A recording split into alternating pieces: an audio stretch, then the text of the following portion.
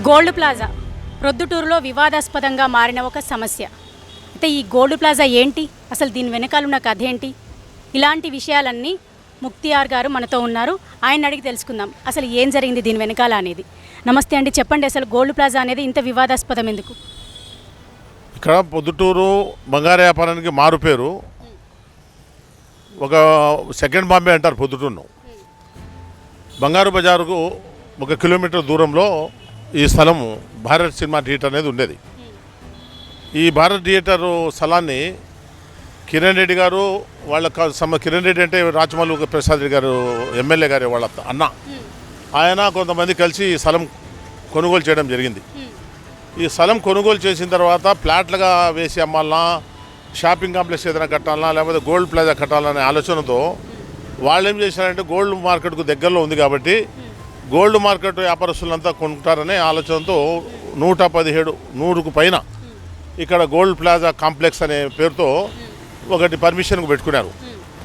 అది permission, gold plaza permission కావాలంటే 100 feet road కావాలా. దానికి ఎదురుగా ఉండే తూర్పు ఇప్పుడు ఉండే రోడ్డు 100 ఫీట్ రోడ్డు కావాలా.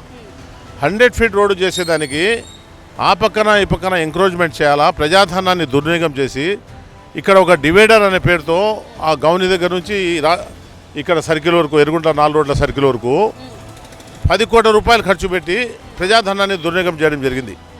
ప్రజాధనం ఎప్పుడు ఖర్చు పెట్టాలంటే ప్రొద్దుటూరు పట్టణంలో ఏదైనా రోడ్డు, కొత్త రోడ్డు కానీ, మంచినీటి సమస్యలు కానీ, పార్కు డెవలప్మెంట్స్ కానీ, వాళ్ళకు ప్రజలకు కావాల్సిన సౌకర్యాల కోసం డబ్బు ఖర్చు పెట్టాలి. ఇప్పుడు ఈ గోల్డ్ ప్లాజా పర్మిషన్ కోసము ప్రజాధనాన్ని 10 కోట్ల రూపాయలు ఖర్చు పెట్టి డివైడర్లు వేసి దానికి సెంట్రల్ లైటింగ్ అనే పేరుతో వాళ్లకు కావాల్సిన, ఎమ్మెల్యే గారికి కావాల్సిన సొంత కాంట్రాక్టర్లకు డబ్బు దోచిపెట్టాలని ఈ పని చేయడం జరిగింది. ఈ గోల్డ్ ప్లాజాలో ఎమ్మెల్యే గారి అన్న కిరణ్ కుమార్ రెడ్డి వాళ్ళ పార్ట్నర్లు అందరు కలిసి చేయడం జరిగింది.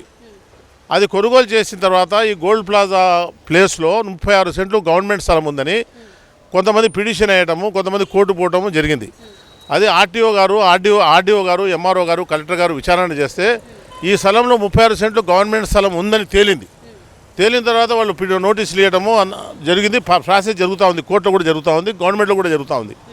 ఇది ప్లాజా పూర్తిగా అయిపోయిన తర్వాత ప్లాజా నిలబడిపోయింది. ఇప్పుడు ఎవరు కొనడం లేదు, దీంట్లోకి రావడం లేదు, వివాదాస్పదంగా మారింది. కాబట్టి ఉన్నారు కొంతమంది, 2, 3, 4 ఉన్నారంతే, మిగతా అన్ని ఖాళీ ఉన్నాయి. ఈ బిల్డింగ్లు ఉండే రూములని ఎట్లో గట్ట ఎవరికొకరికి అమ్మాలని ఎమ్మెల్యే గారికి సంబంధించిన వ్యక్తులు ఎవరైనా, వాళ్ళ బంధువులు కానీ, వాళ్ళ దగ్గరగా ఎవరైనా పోయేటోళ్ళని కానీ కావాల్సిన వ్యాపారస్తులను పిలిపించి నువ్వు 1 తీసుకో, 2 తీసుకో అని చెప్పి బలవంతం చేయడం జరుగుతుంది. అయినప్పటికీ కొన్ని పోయినాయి, ఇంకా 70% పైన నిలబడిపోయినాయి. ఇప్పుడు వాళ్ళు ఏం చేశారంటే ఎమ్మెల్యే గారి వర్గీయులంతా ఈ ఎవరైతే పార్ట్నర్లు ఉన్నారో ఆ పార్ట్నర్లకు కట్టబెట్టేసి వాళ్ళు ఎమ్మెల్యే గారి వర్గం పక్కకి వెళ్ళిపోయినారు డబ్బు తీసుకొని. వీళ్ళైతే ఎవరైతే పెట్టుబడి పెట్టారో వాళ్ళని నమ్మి కొంతమంది ముస్లిమ్స్ ఉన్నారు, కొంతమంది వేరే కులస్తులు కూడా ఉన్నారు. వాళ్ళందరూ ఇప్పుడు కోట్ల రూపాయలు దీని మీద పెట్టుబడులు పెట్టి రోడ్ల మీద అప్పుల పాలై రోడ్ల మీద తిరుగుతున్నారు. ఎమ్మెల్యే గారు అన్న ఎవరైనా నమ్మి దగ్గరకు పోతే వాళ్ళకు మోసం చేయటము, అన్యాయం చేయటము, లాభం వస్తే తీసుకోవడము, ఏదైనా నష్టం వస్తుంది అన్నప్పుడు వేరే ఇతర పార్ట్నర్ల మీద వదిలిపెట్టడము, ప్రజాధనాన్ని, ముఖ్యంగా ప్రజాధనాన్ని 10 కోట్ల రూపాయలు దుర్వినియోగం చేస్తారు. ఈ ప్లాజా వల్ల చాలామంది నష్టపోయినారు. ఈ ప్లాజా కట్టిన దానివల్ల పొద్దుటూరు ప్రజలకు ఏం లాభం లేదు.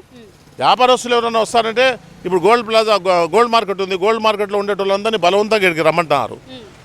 బలవంతంగా వచ్చే వ్యాపారాలు చేసుకునే ప్లేస్ కాదు ఇది. ఎవరైతే ఇష్టపడి రావాలా, ఇష్టపడి వ్యాపారం చేసుకోవాలా. కాబట్టి ఇదంతా ఎమ్మెల్యే గారి మాయలో, ఎమ్మెల్యే గారి కిరణ్ కుమార్ రెడ్డి గారి మాయలో పడి ఈ ప్లాజా కట్టడం జరిగింది. ఈ ప్లాజా వల్ల ప్రజాధనాన్ని 10 కోట్ల రూపాయలు ఖర్చు పెట్టినారు. దాని తర్వాత ఎవరైతే పార్ట్నర్లు ఉన్నారో ముస్లిమ్స్ కానీ వేరే కులస్తులు వాళ్ళందరికీ అన్యాయం జరిగింది. వాళ్ళందరూ నష్టపోయి ఈరోజు ఐపీఎల్ పెట్టే పరిస్థితిలో ఉన్నారు. కాబట్టి ఎమ్మెల్యే గారు తన సొంతానికి తప్ప పొద్దుటూరు అభివృద్ధి కానీ, పొద్దుటూరు ప్రజల కోసం కానీ చేసింది ఏం లేదు. రాబోయే ఎలక్షన్లలో రేపు మే 13వ తారీఖున ఎలక్షన్ జరుగుతూ ఉంది. నీతికి అవినీతికి పోరాటం ఇది. నీతికి అవినీతికి పోరాటం.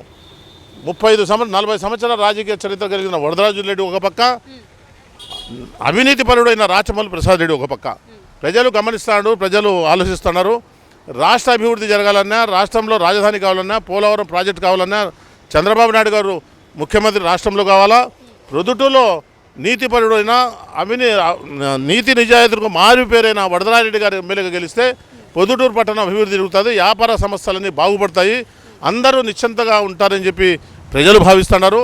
దాంట్లో భాగంగానే మేము ఈరోజు అవినీతి పడిన రాచమల్లు ప్రసాద్ రెడ్డి ఇప్పుడుకైనా మానుకొని ప్రజాధనాన్ని దుర్వినియోగం చేయకుండా, ప్రజాధనం మాకు తెలిసి పొద్దుటూరులో ఉన్న మున్సిపాలిటీలో ఉండే 50-60 కోట్ల రూపాయలు ప్రజాధనాన్ని దుర్వినియోగం చేసినారు. ఒక్క పని కూడా కొత్తది కాలేదు. అన్నీ పాత డివైడర్లు పగలగొట్టడం, కొత్త డివైడర్లు కట్టడము, పాత రోడ్డు పగలగొట్టడం, కొత్త రోడ్లు వేయటము, పాత ప్లాట్ఫామ్స్ పగలగొట్టడం, కొత్త వేయటము.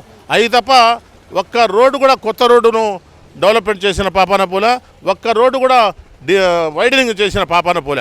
కాబట్టి పొద్దుటూరు పట్టణ ప్రజలందరూ గమనించి రేపు జరగబోయే ఎమ్మెల్యే ఎన్నికల్లో ఒక ఓటు ఎంపీ ఆయనకు భూపేష్ రెడ్డి గారికి, ఒక ఓటు ఎమ్మెల్యే వరదారెడ్డి గారికి వేసి గెలిపించాలని చెప్పి మేము ప్రజలంతా కోరుకుంటున్నాం. నీతికి నిజాయితీకి మారుపేరైనటువంటి వరదరాజుల రెడ్డి గారే ప్రొద్దుటూరు ఎమ్మెల్యేగా వస్తే ప్రజలకు మంచి సౌకర్యాలు ఉంటాయి, మంచి అధికారం, మంచి పాలన ఉంటుంది అని చెప్తున్నారు ముక్తార్ అలీ గారు.